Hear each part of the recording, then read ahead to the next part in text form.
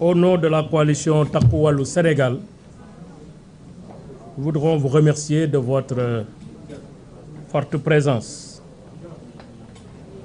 L'essentiel, je pense, de cette déclaration de presse a été plus ou moins résumé par Maître El Hadj Amadou Sall.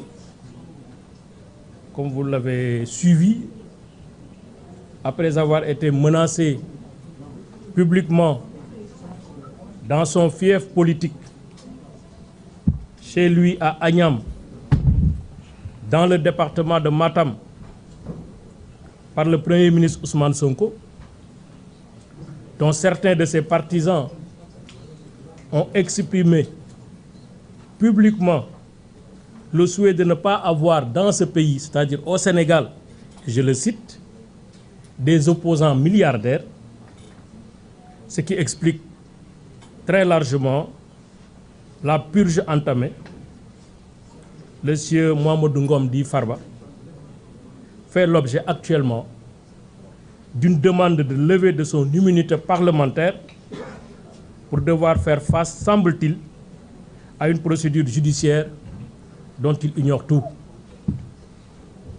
Sur cette procédure envisagée à son encontre, celui-ci ne dispose d'aucune information préalable, ni contradictoire, ni vérifiée sur les allégations du parquet. Ça, au moins, c'est une évidence dans ce dossier. Il faut tout de même admettre que dans un état de droit, c'est grave. Surtout dans un état de démocratie. Une telle démarche est simplement inacceptable et contraire à la loyauté qui doit présider à la procédure pénale. La procédure pénale aborde les stratagèmes, les louvoiements et l'esprit de malice et repose sur une information préalable des faits reprochés aux prévenus, sur la présomption d'innocence, sur le respect des droits de la défense, l'un des droits essentiels à un procès équitable, apte à assurer à la personne suspectée ou poursuivie la garantie contre l'arbitraire. Malheureusement, les transgressions aux droits de la défense qui ont parsemé cette procédure engagée contre Farba, dénoncée par ses avocats, décrédibilisent à elles seules la démarche processuelle engagée.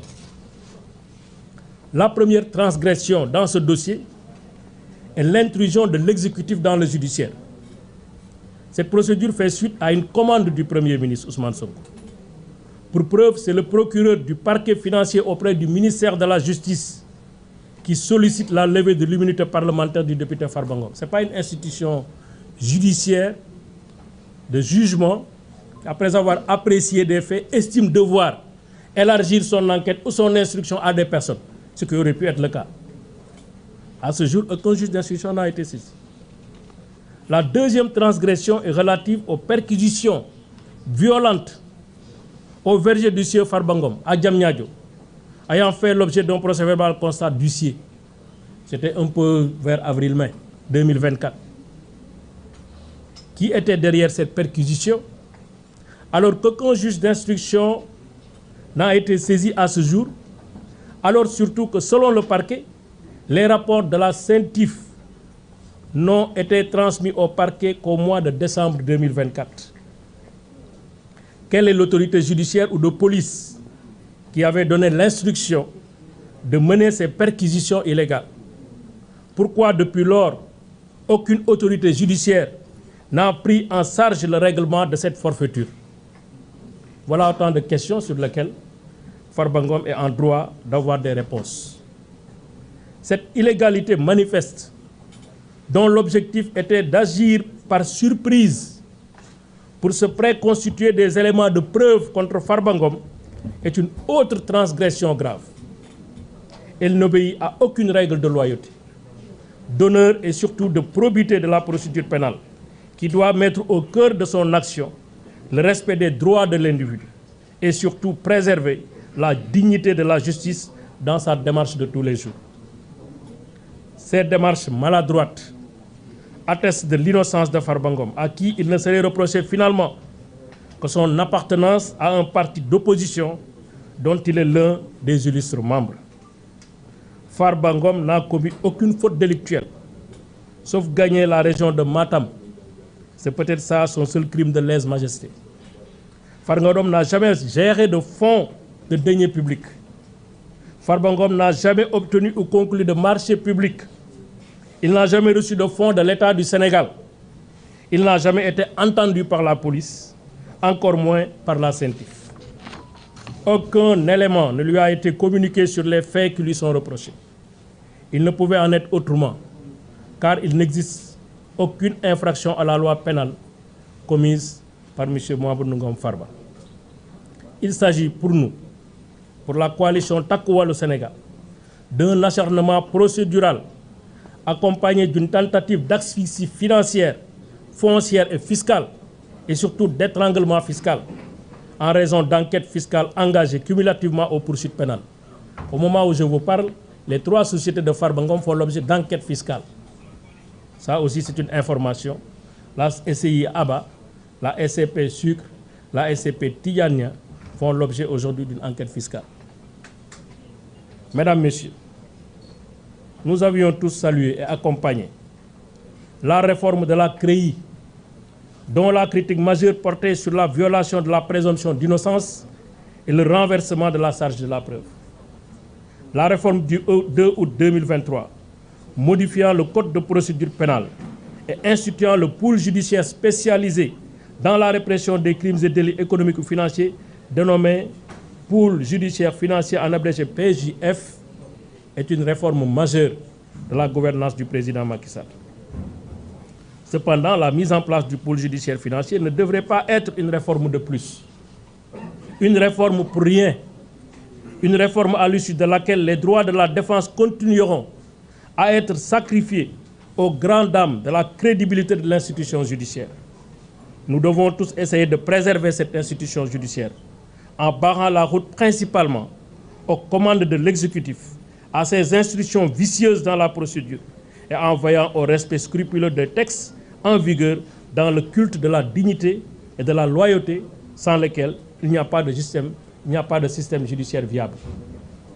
Pour cela, il nous faut mettre les procédures de reddition de comptes au-dessus des actions de règlement de compte. Très loin des règlements de compte, devrais-je dire. La justice ne peut pas et ne doit pas accepter d'être une institution de règlement de compte. Nous voulons ici, dans ce pays, une justice libre, indépendante et impartiale, mais pas un instrument de vengeance déguisé en justice. Mesdames, Messieurs, au vu des observations qui précèdent, il nous semble évident que l'Assemblée nationale devrait purement et simplement rejeter la demande de levée de l'immunité parlementaire formulée par le parquet, qui n'est ni sérieuse ni sincère. L'Assemblée n'a été saisie que par une simple lettre du parquet financier. Aucun fait sérieux n'a été articulé, si ce n'est des allégations, des affirmations, des déclarations non étayées. Aucune pièce pouvant fonder la conviction de l'Assemblée nationale n'a été produite à l'appui de la demande de levée de l'immunité parlementaire de Farba Ngom. Ça, d'ailleurs, le vice-président du groupe a en attesté. Hier, la présidente du groupe a fait un point de presse pour dire que dans ce dossier, à part la lettre, il n'y a rien. À part la lettre du parquet, il n'y a absolument rien. Il n'y a aucun rapport, il n'y a aucun élément, il n'y a aucun débit de preuve pouvant fonder légitimement une levée de l'immunité parlementaire. Or, il est vrai, même si l'Assemblée nationale n'est pas une instance devant juger du bien fondé des greffes articulées à l'encontre d'un député, en tant que deuxième institution de la République, elle doit être en mesure de pouvoir objectivement apprécier le caractère sérieux, loyal et sincère de la demande. C'est cela une demande sans arrière-pensée politique. C'est pourquoi les conditions objectives de levée de l'immunité parlementaire n'étant pas réunies, l'Assemblée nationale, les députés du Sénégal devraient éviter de piétiner leur propre statut et surtout fragiliser leur protection qui vise la préservation de l'un des principes les plus importants de la vie parlementaire, l'inviolabilité du mandat de député. L'Assemblée nationale de rupture annoncée et que nous attendons à ce jour est concrètement devant ses responsabilités. d'être une institution qui veille à la protection de ses membres. Une assemblée de rupture, c'est d'abord une assemblée qui se fait respecter et qui fait respecter les droits de ses membres. Aucun fait sérieux n'a été articulé à l'appui de la demande de levée de l'immunité parlementaire. Par voie de conséquence, cette demande devrait être rejetée.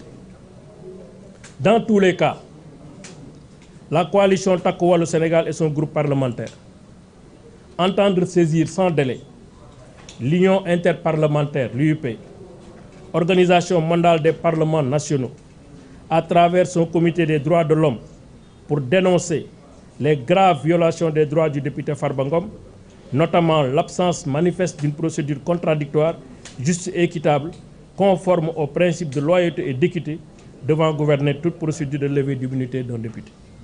Les parlements de la CEDEAO, de la francophonie seront également saisis pour ces graves violations.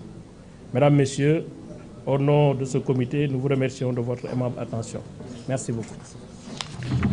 Je mets à votre disposition...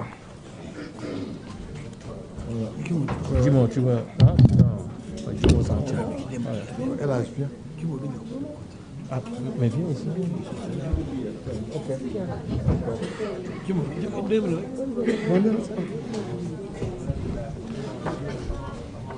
Bon, si nous avons vos mails respectifs, nous vous enverrons ce document à vos différents mails. Bon, peut-être que quelqu'un fera le nécessaire pour nous donner vos adresses mail.